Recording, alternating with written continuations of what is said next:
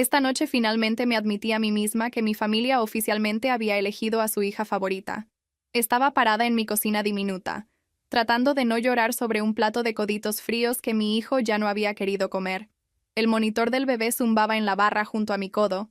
Me dolía la espalda de otro día larguísimo de pie en la clínica, y mi teléfono estaba boca abajo porque ya me había cansado de ver cómo mi propia madre ignoraba cada foto que yo subía de mi panza, mientras le ponía corazones a cada tontería que mi hermana compartía. Sé que suena dramático, pero aguántenme, porque esto no empezó con las publicaciones del embarazo. Ese fue solo el momento en que todo encajó de una forma que ya no pude fingir que no veía. Debería explicarme un poco, porque si no va a parecer que un día me desperté enojada con mi familia nada más porque sí, y no fue así para nada. Por cierto, soy Tessa, que es algo que nadie recuerda, a menos que quieran algo de mí. Yo era esa persona que siempre intentaba ser razonable, acomedida, la que arreglaba las cosas. Soy la hija mayor, la que siguió las reglas, consiguió el trabajo estable, se casó con el tipo seguro e intentó hacer todo de la forma correcta. Mi hermana siempre fue la bebé, la frágil, la pobrecita que necesitaba más comprensión. Si creciste con un hijo dorado en casa, ya sabes a dónde va esto. Es como si ambos estuvieran viviendo en la misma historia, pero los subtítulos debajo de sus caras fueran completamente distintos. Cuando me casé con mi ex, de verdad pensé que estaba entrando en esa vida estable que mis papás siempre dijeron que querían para nosotras. Tuvimos una boda pequeña en un salón rentado. Nada del otro mundo. Solo manteles de plástico, flores baratas y un tío muy sudado tratando de hacerse el gracioso con un micrófono que nunca debieron darle. Mi mamá lloró. Mi papá hizo un brindis sobre la responsabilidad y construir un futuro. Y mi hermana se probó mi velo 3 veces mientras todos se reían como si fuera lo más tierno del mundo. Recuerdo que pensé que si seguía haciendo lo que me tocaba, el resto se acomodaría solo. Es el tipo de optimismo que casi extraño, aunque fuera dolorosamente ingenuo. Llevábamos casados poco más de 2 años cuando quedé embarazada de mi hijo. Trabajo como asistente médica en una clínica familiar, así que he visto todos los sustos y crisis de embarazo que se imaginen, pero cuando fue mi propia prueba la que salió positiva en mi bañito, me quedé sentada en la orilla de la tina temblando. Estaba emocionada, aterrada y extrañamente orgullosa de que mi cuerpo estuviera haciendo lo que debía. Mi ex me abrazó, me dio vueltas. Habló de ligas infantiles y del primer día de escuela. Y por un tiempo de verdad creí que estaba tan comprometido como decía. Mi mamá llamaba todos los días preguntando por cada cólico y antojo, diciéndole a todo el mundo que iba a ser abuela. Mi hermana sonreía en las fotos y decía que estaba feliz por mí. Y si hubo un destello de algo más en sus ojos cuando veía mi panza, lo ignoré porque quería creer que todos estábamos en el mismo equipo. Las primeras grietas aparecieron después de que nació nuestro hijo. Si alguna vez has tenido un recién nacido, sabes que dormir se vuelve este rumor raro del que escuchas pero que nunca vives. Estaba despierta a todas horas, amamantando, meciendo, mensajeando con otras mamás agotadas desde la sala a oscuras, tratando de no resentir al hombre que roncaba en el cuarto mientras yo caminaba con un bebé llorando. Al principio me decía que solo estaba cansado, que él también trabajaba mucho, que encontraríamos un ritmo. Luego empezaron las noches largas. Llegaba cada vez más tarde, oliendo a bares en los que juraba que no tenía tiempo de parar. Aparecieron amigos nuevos de los que nunca había oído hablar. Obligaciones de trabajo vagas que siempre hacían que se bañara y se pusiera loción después de que el bebé y yo ya estuviéramos en pijama. Cuando le hacía preguntas, me acusaba de ser controladora, de no entender cuánta presión sentía. Todavía recuerdo la noche que todo explotó como una película para la que no hice audición. Estaba junto a la cuna, arrullando a nuestro hijo, con los músculos del hombro gritando, cuando su teléfono no dejaba de sonar en la cómoda. Primero traté de ignorarlo, pero seguía prendiéndose, vibrando contra la madera. Finalmente caminé hacia allá, más que nada para ponerlo en silencio y que el ruido no despertara al bebé, y vi el nombre de mi hermana en la pantalla. No solo una vez, una y otra vez. Notificaciones amontonadas de un chat que nunca había notado. Me dije que solo lo pondría en silencio, que no iba a esculcar, que confiaba en él. Entonces apareció una vista previa que me revolvió el estómago tan rápido que casi me siento en el piso. Ella había escrito algo como: «Entonces, ¿cuándo le vas a decir por fin lo de nosotros? Ya me cansé de esconderme». Había corazones. Había chistes internos. Había referencias a cosas que habían pasado en el jardín de mis papás, en días que recordaba haber buscado a mi esposo porque se había desaparecido durante las parrilladas familiares. Podía sentir el peso del bebé en mis brazos. pesado, calientito y completamente inocente, mientras todo mi mundo se ladeaba. Abrí el chat. Leí lo suficiente para entender que esto no era una reacción emocional exagerada ni un malentendido, sino una aventura en toda la forma que había estado pasando frente a mis narices, en casa de mis papás, con la mujer que solía robarme la ropa, y luego lloraba hasta que mi mamá me decía que le pidiera perdón por exagerar. Cuando él entró esa noche, un poco colorado y oliendo a cerveza barata, y a un tipo de perfume que no reconocí, yo estaba parada en medio de la sala con su teléfono en la mano y nuestro hijo en el columpio. No grité al principio. Solo levanté la pantalla y pregunté, muy bajito, ¿cuánto tiempo? Hubo un momento donde claramente pensó en mentir, como si yo fuera a aceptar alguna historia ridícula, y luego se le cayeron los hombros. Lo admitió. Lo admitió como si me estuviera diciendo que se le olvidó comprar la leche. Dijo que llevaba pasando desde que yo estaba embarazada. Dijo que siempre habían tenido una conexión. Dijo que no quería lastimarme, que es algo que la gente dice cuando sabía perfectamente que te iba a lastimar y lo hizo de todos modos. Le dije que se fuera. No hubo pausa dramática, ni un monólogo largo, ni negociación. Le dije, muy tranquila considerando cuánto me temblaban las manos, que podía empacar una maleta e irse con quien fuera que valiera la pena echar a perder un matrimonio y un recién nacido. Tuvo el descaro de decirme que estaba histérica. Me reí en su cara y señalé la puerta hasta que finalmente agarró algo de ropa y se fue. Después de que se fue, llamé a mi mamá porque necesitaba que alguien me dijera que no me estaba volviendo loca. Necesitaba que mi mamá dijera que lo que él y mi hermana habían hecho era imperdonable. Necesitaba que estuviera de mi lado por una vez. Ella escuchó. Se quedó callada mucho tiempo. Luego dijo, bueno, tienes que entender, a tu hermana siempre le ha costado sentirse el segundo plato. Recuerdo quedarme ahí sentada, con el teléfono en la oreja, viendo la mancha en la alfombra de cuando se le salió la leche al biberón de mi hijo la semana anterior, pensando, ¿segundo plato de quién exactamente? Porque nunca había sido yo. Yo siempre era la que tenía que aguantarse, ceder, pedir perdón primero. Mi mamá me dijo que teníamos que tener cuidado con cómo manejábamos esto para que la gente no pensara mal de la familia. De hecho, sugirió que tal vez yo había estado distante en mi matrimonio, y eso pudo haberlo alejado. Dijo que mi hermana era muy frágil y que todos debíamos ser delicados. Si nunca has sentido que se te endurece el corazón en tiempo real, déjame decirte que es una sensación muy específica.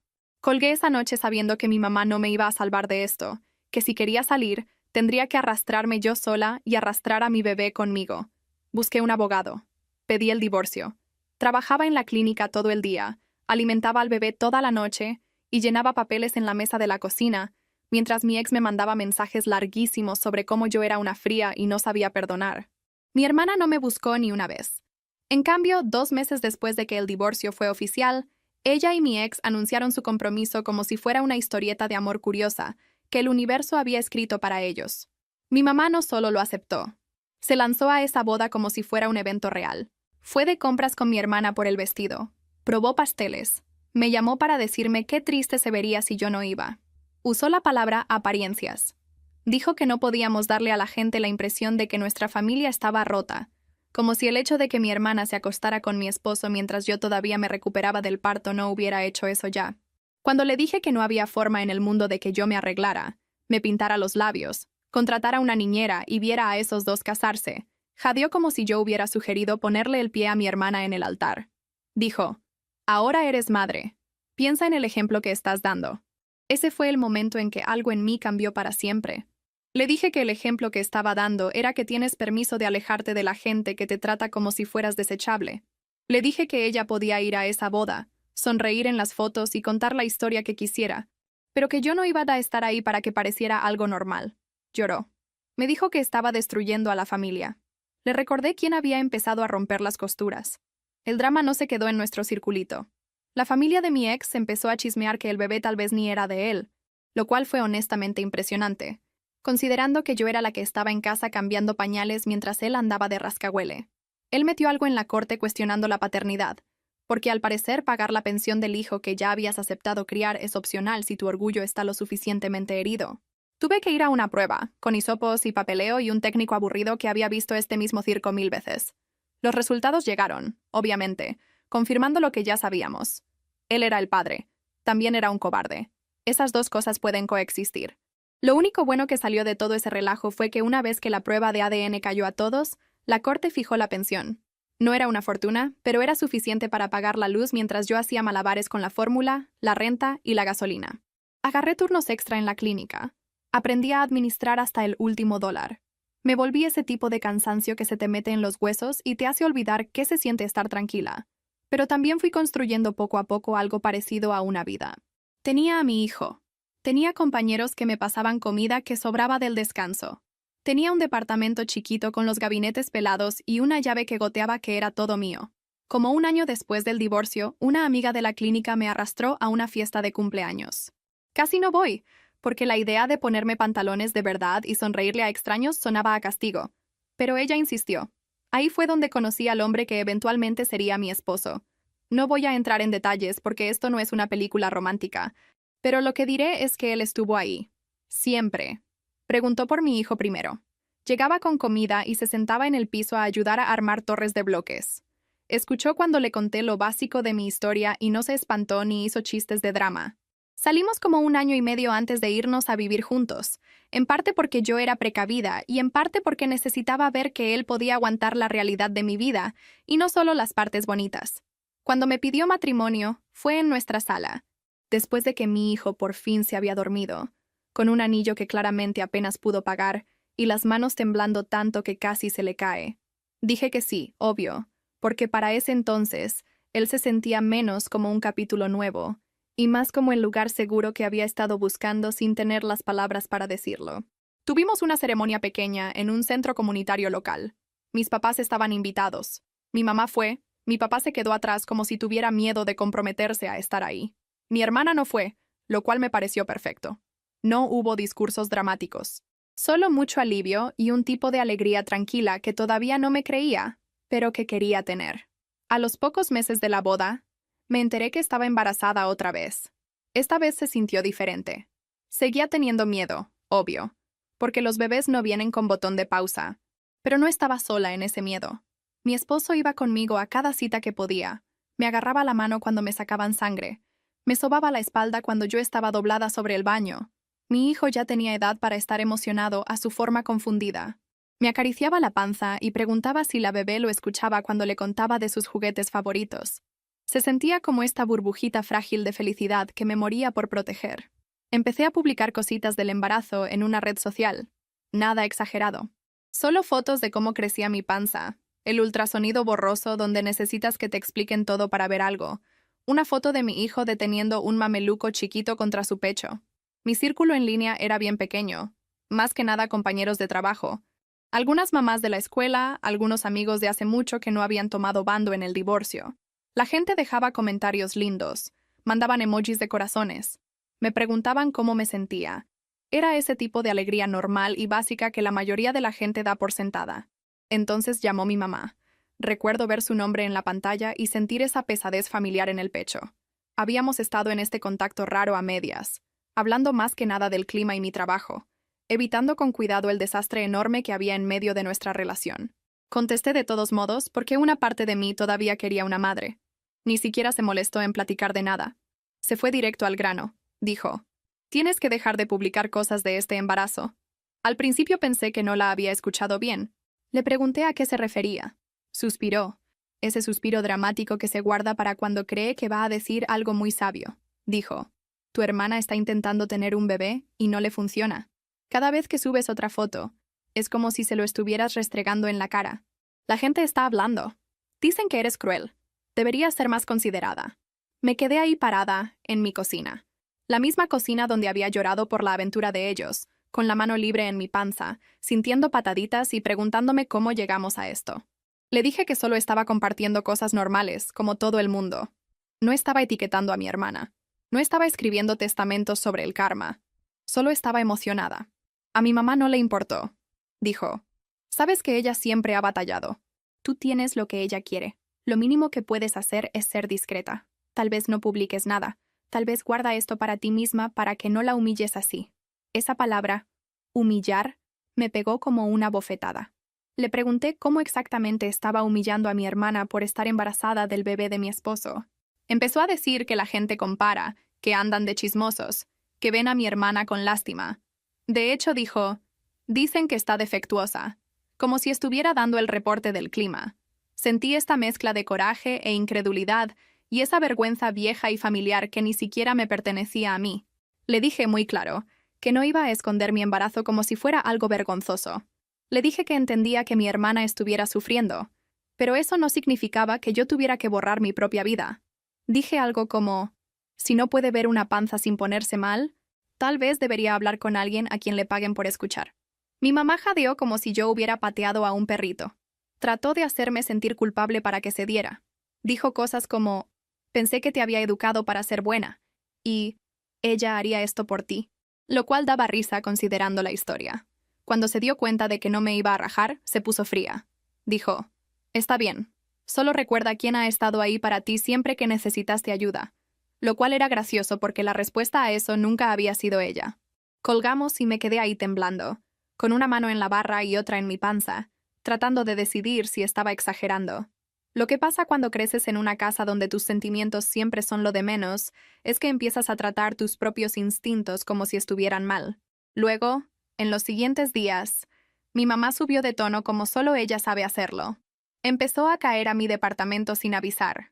Yo llegaba de un turno largo y la encontraba sentada en los escalones de la entrada, de brazos cruzados, con la cara tensa, claramente lista para pelear.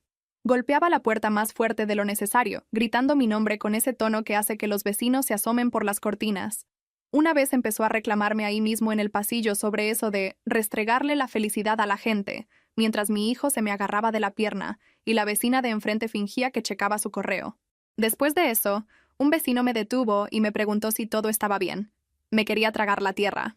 Mi mamá también empezó a llamar a nuestros parientes y a cualquier amigo en común que pudiera encontrar, contando su propia versión de la historia.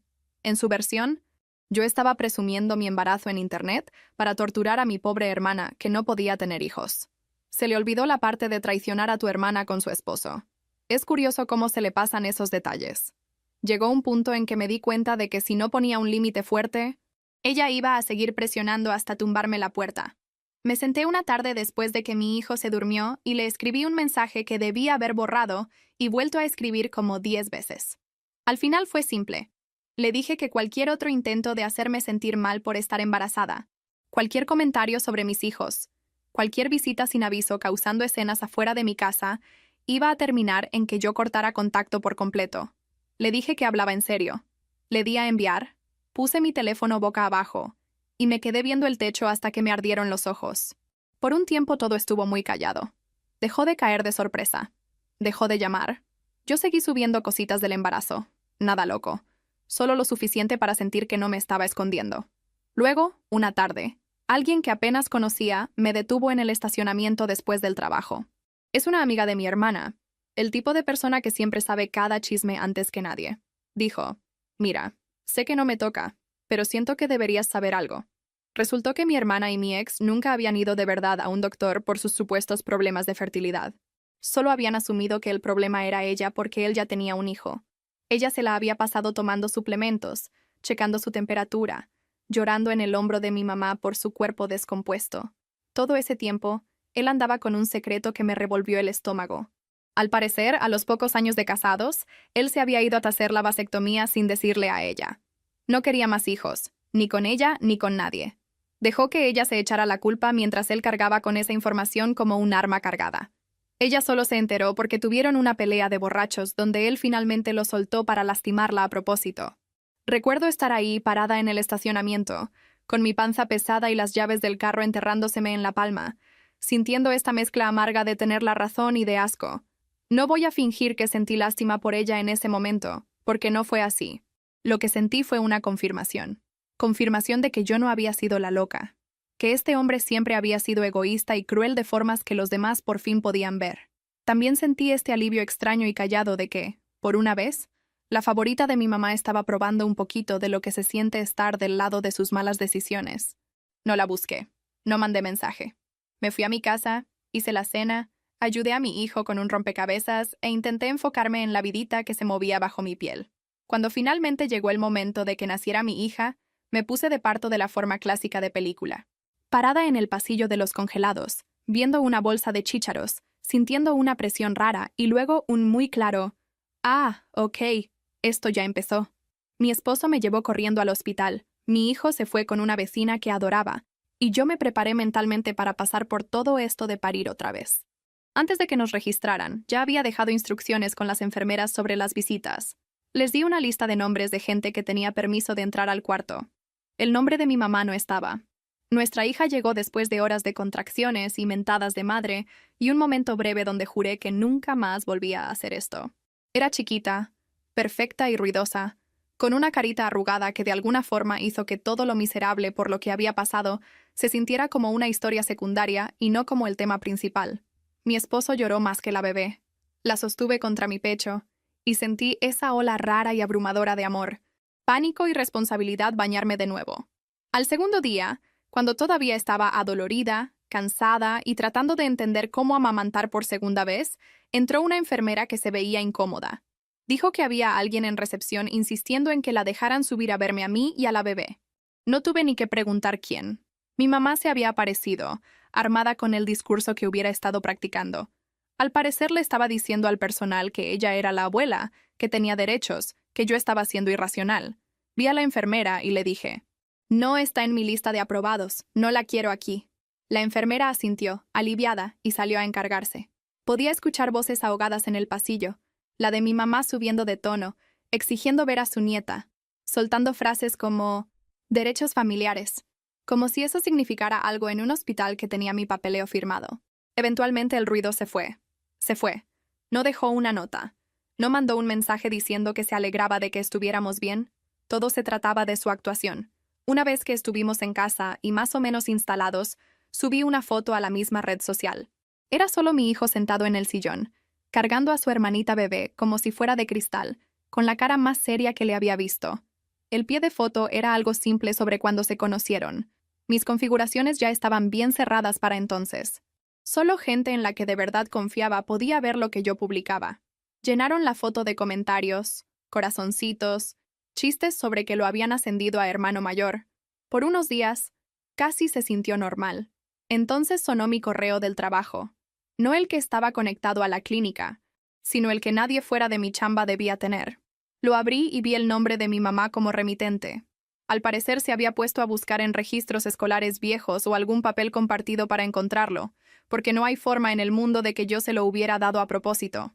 El asunto era algo estúpidamente dramático, como lo que has hecho, que ya de entrada me hizo rodar los ojos. El correo en sí era largo. Hojas y hojas. Me acusaba de usar a mis hijos como armas. Me acusaba de ser una mala hija, una persona fría, una mujer egoísta que prefería presumir su alegría en línea antes que pensar en su pobre hermana que sufría. Dijo cosas asquerosas de mis hijos, insinuando que los estaban criando sin moral, insultando a mi esposo, cuestionando mi estabilidad mental. Era uno de esos desastres de palabras que empiezan con culpa y terminan en puro veneno. Lo leí una vez, sintiendo que se me revolvía el estómago. Se me enfriaban las manos y esa vergüenza vieja y conocida trataba de treparme por la espalda. Luego respiré profundo. Hice una carpeta nueva en mi correo que decía «Documentación». Lo arrastré ahí y cerré la pestaña. No contesté. No se lo mandé a nadie, solo lo guardé. Sabía, en el fondo, que si esto alguna vez se volvía un «ella dijo esto y yo esto», quería tener pruebas de quién era ella realmente cuando nadie más la estaba viendo. Lo que no me esperaba era lo rápido que ese correo se iba a filtrar en mi vida diaria sin que yo lo compartiera. Unos meses después, cuando por fin me sentía un poco humana otra vez, y no nada más una máquina de leche, empecé a notar un cambio en la escuela de mi hijo. Una de las otras mamás, una señora que antes nos invitaba a jugar y se quejaba de la tarea conmigo, empezó a portarse distante. Otra hizo un comentario a la hora de la salida sobre qué triste era cuando los abuelos no podían ver a sus nietos, porque hay gente que guarda rencores para siempre. La forma en que lo dijo no fue neutral. Fue con jiribilla. Finalmente, una de ellas simplemente preguntó. Me apartó cerca del área de juegos y dijo, «Oye, ¿por qué no dejas que tu mamá vea a los niños?» En ese momento me di cuenta de que mi mamá no se había quedado nada más gritándole al aire.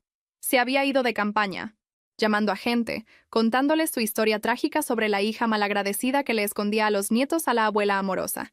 Casi podía escuchar las frases que había usado, conociéndola. Tenía dos opciones. Podía encogerme de hombros y decir que era complicado, O podía abrir la cortina lo suficiente para que la gente dejara de comprar boletos para su show de víctima. Con unas cuantas personas en las que de verdad confiaba, elegí la segunda. Les conté una versión más corta y tranquila de la verdad.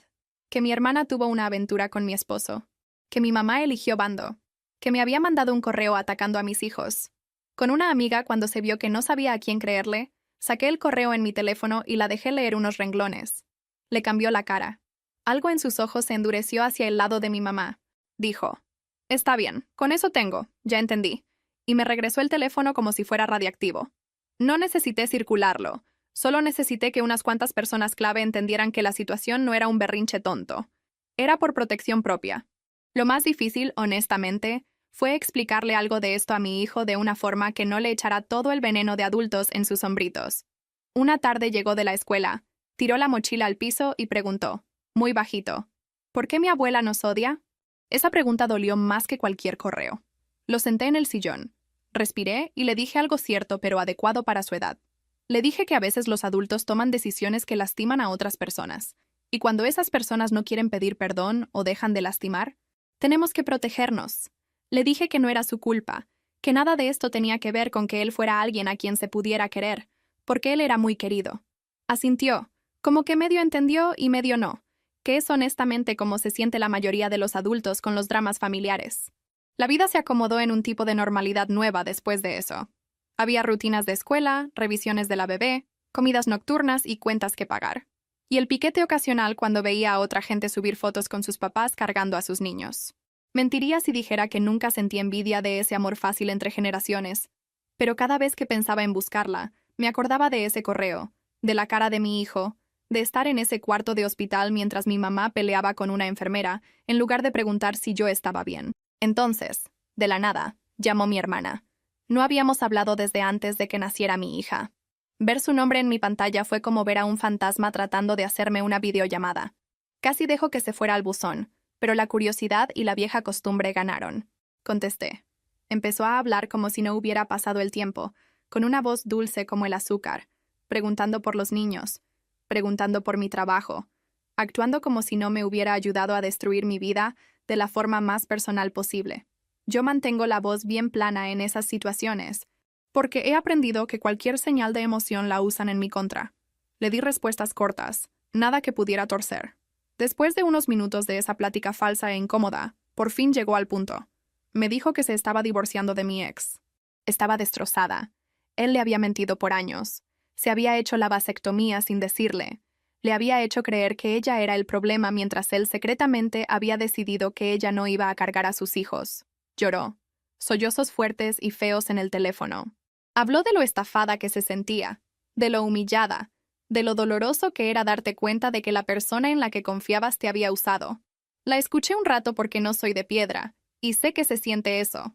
Entonces dijo lo más loco de todo. Me pidió que la apoyara. De hecho dijo, «De verdad necesito a mi hermana ahorita». Hubo un silencio largo y pesado después de eso. Podía escucharla respirar. Podía escuchar el zumbido de mi refrigerador. Podía escuchar mi propio corazón en mis oídos. Finalmente dije, «Necesitabas una hermana cuando decidiste empezar a ver a mi esposo a mis espaldas. Necesitabas una hermana cuando caminaste al altar con él 2 meses después de nuestro divorcio. No me necesitaste entonces. Entonces, ¿para qué me necesitas ahora?». Trató de decir que era diferente, que ella de verdad lo amaba, que no entendía bien lo que había hecho en ese entonces, que estaba joven y confundida. Le recordé que teníamos la misma edad, que sabía perfectamente lo que hacía cuando se escondía en casa de nuestros papás, cuando se puso un vestido blanco y le sonrió a la cámara. Se puso a la defensiva rápido. Se le secaron las lágrimas. Empezaron los insultos. Me llamó amargada. Dijo que yo tenía envidia porque mi vida no había salido como yo quería. Dijo que estaba envenenando a mis hijos contra su propia familia. Escuché hasta el momento en que dijo algo feo de mi hija, sobre cómo los niños notan la frialdad de su madre. Y entonces colgué. Sin aviso. Sin adiós dramático. Nada más clic. Después de eso, intentó contactarme por unos perfiles falsos en redes sociales, dejando comentarios vagos e indirectas raras. Pero yo ya había cerrado mis cuentas y aprendido a picar el botón de bloquear sin dudarlo. Hay un tipo de paz que llega cuando finalmente le crees a la gente cuando te enseñan quiénes son, aunque ese descubrimiento duela. El universo, sin embargo, tiene un sentido del humor bien negro a veces. Una tarde estaba en el pediatra para la revisión de mi hija. La sala de espera era el caos de siempre de juguetes, papás cansados y niños lamiendo cosas que definitivamente no deberían lamer. Estaba saltando a mi hija en la rodilla cuando entró una mujer con un niño como de 3 años, tal vez 4, de la mano. Hubo algo en su cara que me revolvió el estómago. Se me hacía conocido de una forma que no pude ubicar de inmediato. Se sentó a unas sillas de distancia e hicimos eso que hacen las mamás de sonreírse, porque sus hijos están haciendo el mismo tipo de desastre. Empezamos a platicar, puras cosas casuales sobre horarios de siesta y snacks. Mencionó que básicamente estaba haciendo todo sola porque el papá del niño no estaba muy involucrado. Asentí, porque tristemente eso no era precisamente raro. Entonces dijo el nombre de él. Era el nombre de mi ex. No reaccioné de inmediato. Solo mantuve la cara neutral y pregunté, con mucho cuidado. Ah, ¿y de dónde lo conoces? Dijo que habían salido un tiempo, que no había sido serio para él, pero sí lo suficiente para que ella terminara embarazada. Él no había negado al niño, pero tampoco se había hecho cargo realmente. Ella rodó los ojos y dijo algo sobre los hombres que creen que por pagar unos cuantos pañales ya son héroes. Hice las cuentas en mi cabeza. La edad del niño, el tiempo de cuando él y mi hermana habían empezado a intentar tener un bebé, el periodo cuando él debió irse a hacer ese procedimiento secreto. Me cayó el 20 de que le había dado un hijo a otra mujer, y luego se había quitado la posibilidad de tener más mientras mi hermana lloraba en los baños por las pruebas negativas. Quisiera decir que sentí algún tipo de satisfacción triunfal, pero más que nada me sentí cansada. Cansada por todas nosotras, por cada mujer en esa sala de espera que había reacomodado su vida alrededor de un hombre que trataba el compromiso como un tatuaje temporal. No le conté toda mi historia. Hubiera sido demasiado para una sala de espera de doctor. Solo escuché, y cuando se disculpó por contarme de más, le dije que no tenía por qué disculparse. Salí de esa cita sintiéndome extrañamente más ligera, como si la última pieza del rompecabezas hubiera encajado. Él era exactamente quien yo pensaba. No solo conmigo, no solo con mi hermana, con todos. Nunca le conté a mi hermana lo de ese niño en la sala de espera. Que siga creyendo que ella fue la única a la que él le mintió. Algunas verdades son más útiles cuando te las quedas para ti misma. Después de un tiempo, los chismes de mi mamá la empezaron a alcanzar. La gente a la que llamaba para quejarse de mí empezó a ver el cuadro completo. Algunos se alejaron. Terminó más aislada de lo que nunca había estado. Mientras tanto, el divorcio de mi hermana se hizo oficial. Se regresó a vivir con mi mamá un tiempo. Luego agarró un trabajo en otra ciudad porque necesitaba un nuevo comienzo. ¿Qué es lo que dice la gente cuando está huyendo de las consecuencias de sus propias decisiones? Me enteré, por el mismo chisme que mi mamá usaba para atacar, que mi hermana se fue bien de repente. Empacó sus cosas, abrazó a mi mamá en la puerta y se fue manejando sin ver mucho para atrás.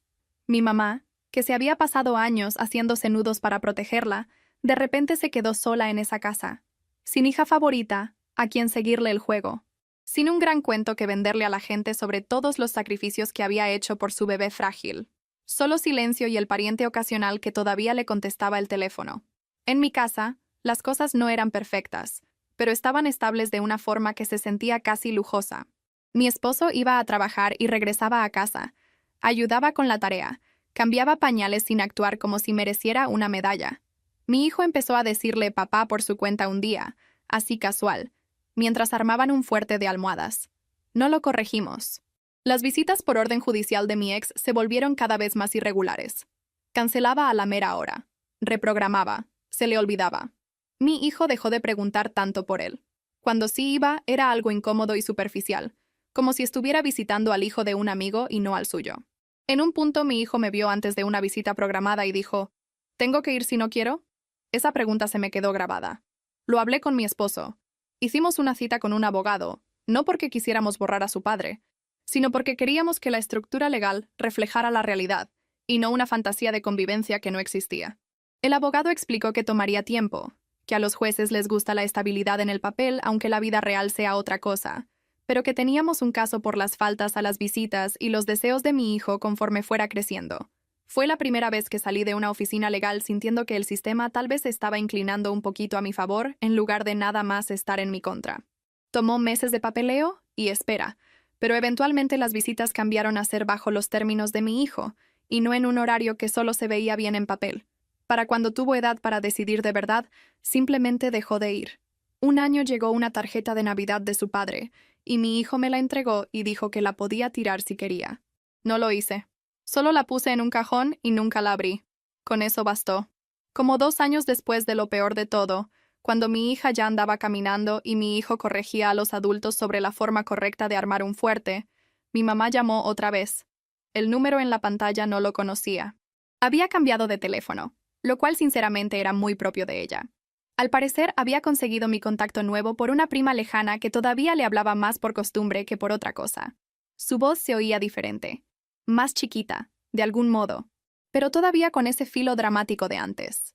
Me dijo que había tenido problemas de salud, que el dinero estaba escaso, que la casa necesitaba arreglos que no podía pagar. Mencionó una caída que tuvo en la cocina, cómo se había quedado ahí tirada un rato antes de poder levantarse. Pintó el cuadro de esta mujer frágil y sola en una casa que rechinaba, y no voy a mentir, me dolió algo. Es difícil apagar la parte de ti que entrenaron desde el nacimiento para cuidar los sentimientos de todos los demás. Entonces llegó al punto. Quería ayuda, dinero, que la llevaran a citas médicas. Tal vez podíamos hablar de que los niños fueran a verla los fines de semana. Dijo que los extrañaba. Dijo que había cometido errores, pero que la familia es la familia. Me recordó todas las veces que había estado ahí para mí, que más que nada significaba que me había dicho que bajara mis expectativas para que no me decepcionara cuando la gente me lastimara. La escuché. Dejé que hablara sola dando vueltas, enlistando cada dolor y cada pena, cada cuenta sin pagar. Pensé en mi hijo preguntando por qué ella nos odiaba. Pensé en ella golpeando la puerta de mi departamento, en ese correo guardado en una carpeta de mi bandeja de entrada, en ella parada en el pasillo de un hospital peleando por sus derechos, en lugar de preguntar cómo me había ido en el parto. Pensé en mi hermana yéndose, dejándola con el desastre que ella misma ayudó a armar. Cuando finalmente se quedó sin palabras y esperó mi respuesta, respiré profundo y dije, muy tranquila, deberías pedirle ayuda a la hija que elegiste. Hubo un silencio en la línea. Luego empezó a decir mi nombre con esa voz de regaño, pero yo ya había terminado. Dije, espero que consigas la ayuda que necesitas, solo que no va a ser conmigo. Y colgué, sin gritos, sin lágrimas, sin que me temblaran las manos. Puse el teléfono en la mesa de la cocina, me di la vuelta hacia la estufa y moví la olla de pasta para la cena de mis hijos. Mi esposo entró a los pocos minutos. Me dio un beso en el cachete y preguntó quién había llamado. Le conté en un par de frases lo que había pasado. Asintió. Me abrazó por la espalda y me dijo, estoy orgulloso de ti. Al oído. El monitor del bebé zumbaba en la barra. Mi hijo gritó desde la sala que el fuerte se estaba cayendo. La salsa empezó a burbujear. Me quedé ahí un segundo, con la cuchara de madera en la mano, sintiendo el peso de todos esos años presionando y luego levantándose, solo lo suficiente para dejarme respirar. A mi familia le gusta decirse que yo soy la que arruinó todo, que yo soy la que se alejó, que yo soy la que guarda rencor. Tal vez, en su historia, eso es cierto. En la mía, finalmente me salí de un papel que nunca acepté en primer lugar. Dejé de ser el personaje secundario en la saga de los sentimientos de mi hermana, y me volví la persona principal en mi propia vida. Si eso me hace la villana en su mesa, que acomoden el libreto como quieran. Yo voy a estar aquí, en mi cocina desordenada, con mis hijos latosos y mi esposo cansado, y mis límites que me tomó demasiado tiempo construir, comiendo pasta un poquito recocida y finalmente, por fin, sin pedir perdón por ser feliz. Y ya que han llegado hasta aquí en todo este relajo, probablemente sirva de algo saber que nada de esto empezó con mi ex o mi hermana, o una red social. Esto de mi mamá eligiendo bando ha estado pasando desde antes de que yo supiera qué significaba elegir bando. Cuando éramos niñas eran 100 cositas que no parecían la gran cosa solas, pero las vas juntando y es como armar una torre de insultos chiquitos y reglas desiguales. Recuerdo un cumpleaños donde lo único que quería era un set de arte sencillo. Nada del otro mundo. Solo una caja con plumones y pinturas y esos pinceles baratos que sueltan pelitos por todos lados. Lo había visto en el aparador de una tienda y hablé de eso por semanas. Mi mamá asintió y dijo que ya veríamos. En mi cumpleaños abrí mis regalos y ahí estaba. Estaba tan feliz que ni me podía quedar quieta. Mi hermana llegó, agarró un plumón sin preguntar y de inmediato rayó toda la mesa. Cuando mi mamá vio el desastre, me gritó a mí por no cuidarla y me quitó todo el set. Dijo que claramente yo no estaba lista para ese tipo de responsabilidad. Mi hermana lloró como 30 segundos y luego le dieron helado. Hubo una vez en la secundaria cuando se suponía que iba a ir a un baile de la escuela con unas amigas. Planeé mi ropa por días, Ahorré para comprar un vestido barato de rebaja, todo el show. Una hora antes de que pasaran por mí, mi hermana tuvo una crisis porque no encontraba su playera favorita. Gritó, aventó cosas, se encerró en el baño. Mi mamá me apartó y me dijo que tal vez yo debería saltarme el baile para mantener la paz, porque mi hermana estaba pasando por una semana muy difícil. Así que les mandé un mensaje a mis amigas mintiendo que me sentía mal. Me quité el vestido y me pasé la noche ayudando a mi hermana a buscar una playera que ella misma había metido debajo de su cama. Para cuando estaba en la preparatoria, básicamente me había vuelto una tercera madre en esa casa. Yo era la que checaba 2 veces que los papeles estuvieran firmados, que el refri de verdad tuviera comida, que mi hermana llevara la tarea en la mochila. Mi mamá le presumía a la gente que no necesitaba preocuparse conmigo porque yo era muy madura, lo cual sonaba a cumplido, pero realmente significaba que se sentía libre de echarme todo encima. Cuando mi hermana se metía en problemas por salirse a escondidas, mi mamá lloraba sobre cómo era su culpa por no ser mejor madre. De algún modo, la solución a la que llegaba era pedirme que yo vigilara mejor a mi hermana, como si yo no tuviera mi propia vida que manejar. Intenté ganarme el cariño de la misma forma que a mi hermana nada más se lo daban. Traía buenas calificaciones, evitaba los dramas. Conseguí un trabajo de medio tiempo en cuanto pude y usaba mi dinero para comprar mis propios útiles escolares para que mi mamá no tuviera que gastar. Cada vez que lograba algo, mi mamá decía que estaba orgullosa, pero siempre había un pero. Orgullosa, pero tal vez no debería hablar de mis planes de universidad frente a mi hermana porque la hacía sentir insegura. Orgullosa, pero tal vez no debería mencionar mi ascenso en la clínica porque mi hermana estaba pasando por una mala racha en el trabajo. Viendo hacia atrás, casi da risa cuánto tiempo me creí el cuento de que si yo era lo suficientemente buena, tranquila y comprensiva, mi mamá eventualmente me vería como veía a mi hermana, como si hubiera un marcador secreto que pudiera llenar con buenas acciones, hasta que se inclinara a mi favor. Les doy un adelanto. No había marcador. Solo había una historia que a mi mamá le gustaba más, y yo no encajaba en el papel que escribió para mí a menos que estuviera sacrificando algo por alguien más. Después de la llamada donde finalmente le dije que fuera a pedirle ayuda a la hija que eligió, no voy a mentir, tuve una resaca emocional. Uno no corta a su propia madre, y luego se va saltando hacia el atardecer chiflando. Tenía años de hábitos grabados en mi sistema nervioso. Si mi teléfono vibraba tarde en la noche, mi cerebro todavía se asustaba esperando alguna crisis que yo debiera arreglar. Por mucho tiempo, si veía a una mujer mayor en la tienda con el mismo color de pelo o la misma forma de caminar que mi mamá, se me revolvía el estómago antes de que mi cerebro reaccionara y me recordara que era libre de seguir caminando. Mi esposo me estuvo animando a ir a terapia, no de forma encajosa, sino más como, oye, sabes que no tienes que desenredar todo esto tú sola, ¿verdad? Me resistía porque la idea de contarle a otra persona más toda esta saga me cansaba, y también porque hay una vocecita en mi cabeza que siempre dice, tal vez no fue para tanto, tal vez eres una dramática. Esa voz, por cierto, se parece mucho a la de mi mamá. Finalmente fui.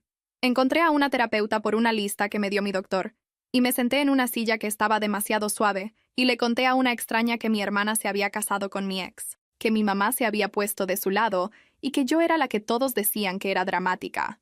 La terapeuta no se espantó. No me dijo que fuera más comprensiva.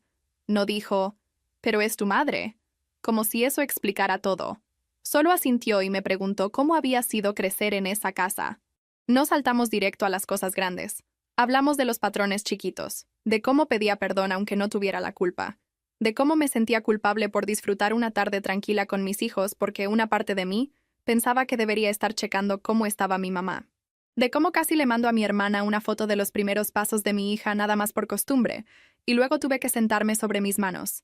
La terapia no arregló todo por arte de magia, pero me dio palabras para cosas que siempre había sentido y nunca había nombrado. Aprendí que poner límites no era lo mismo que ser cruel, que decir no a algo dañino no me hacía la villana, sin importar cuántas veces mi mamá intentara ponerme ese disfraz. Aprendí a cacharme antes de pedir perdón por cosas que no eran mi culpa. Aprendí que el nudito de pánico que sentía en el pecho cuando oía sonar mi teléfono con un número desconocido no era yo siendo rara. Era un cuerpo que había sido entrenado para esperar malas noticias disfrazadas de obligaciones. Hubo una sesión donde mi terapeuta me preguntó qué le diría a mi propia hija si ella creciera y me contara la misma historia sobre su familia. Esa pregunta casi me quiebra. Me imaginé a mi niña, más alta, más grande, llamándome desde alguna cocinita suya, con la voz temblando, contándome que su pareja la había traicionado y su hermano se le había unido, y yo me había puesto de su lado. La idea me dio asco físico.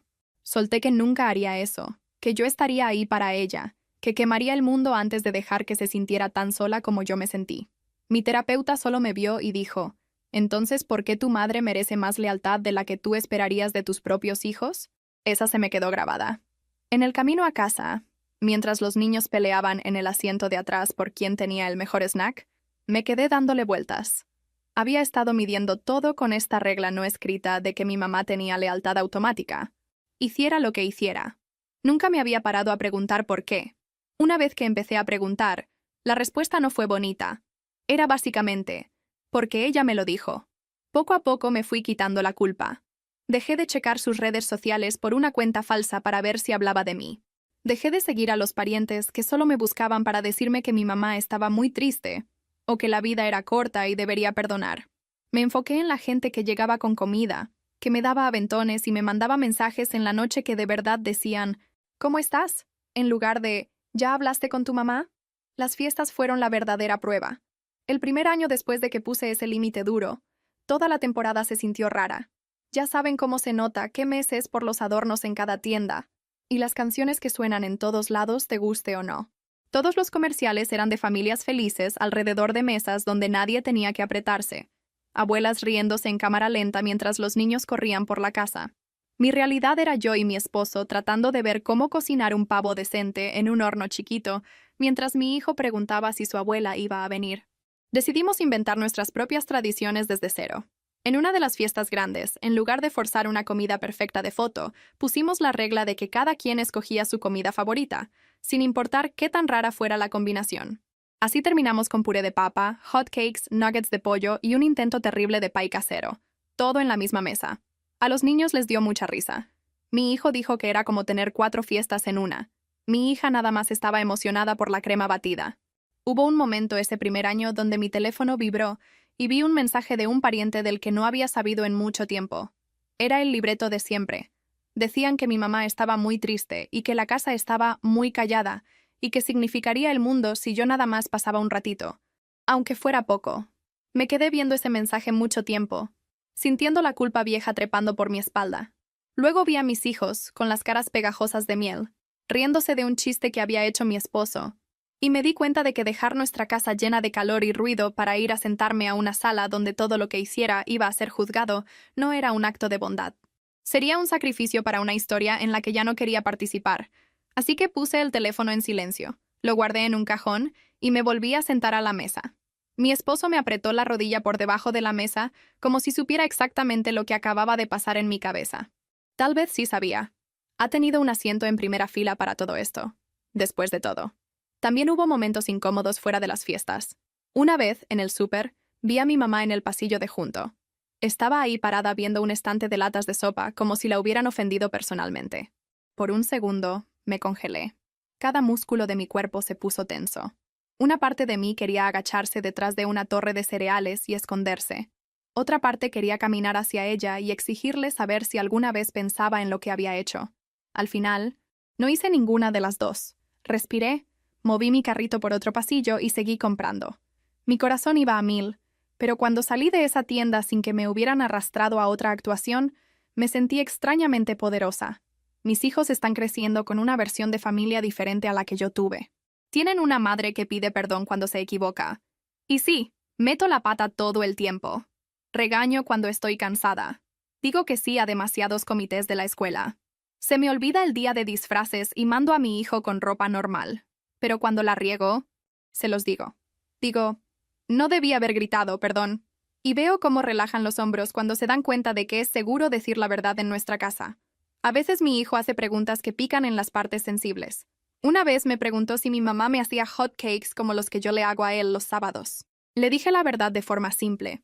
Le dije que su abuela hacía algunas cosas bien y otras no tanto, y una de las cosas en las que no era buena era en hacer que la gente se sintiera segura cuando estaba triste.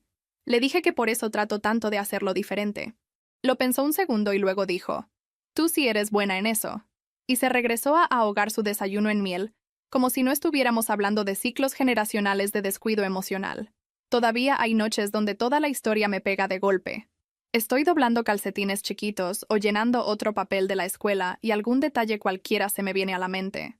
La cara de mi hermana la noche que se probó mi velo, el sonido de la voz de mi mamá en el pasillo del hospital, lo que sentí en el pecho cuando le dije a mi mamá que le pidiera ayuda a la hija que eligió. En esas noches dejo que se sienta. Lloro en la regadera. Me desahogo con mi esposo. A veces me siento en el sillón cuando todos ya se durmieron y veo fotos de mis hijos para recordarme qué fue lo que elegí y por qué. Si hay algún tipo de paz en todo esto, no es del tipo tranquilo y ordenado del que la gente escribe frases motivadoras. Es más como estar parada en la cocina al final de un día largo, rodeada de trastes y juguetes y papeles de la escuela, y darme cuenta de que el caos que me rodea es mío, mi desorden, mi ruido, mi pequeña familia que construí de los pedazos de una historia que se suponía que me iba a destruir. No estoy curada en una línea recta perfecta. Solo soy una mujer que finalmente decidió que ser la villana en la narrativa de alguien más era mejor que ser el tapete en ella. Y sí, a veces todavía me quedo despierta repitiendo conversaciones viejas y recordándome por qué no voy a regresar. Aunque una parte chiquita extrañe la fantasía de tener una madre normal. Pero la mayoría de las veces, duermo muy bien estos días. Duermo en una cama que yo pagué, junto a un hombre que me eligió a propósito, en una casa donde mis hijos se ríen muy fuerte y tiran cosas sin tener miedo a que los castiguen. Esa es la historia que estoy escribiendo ahora, y es la única que de verdad me importa.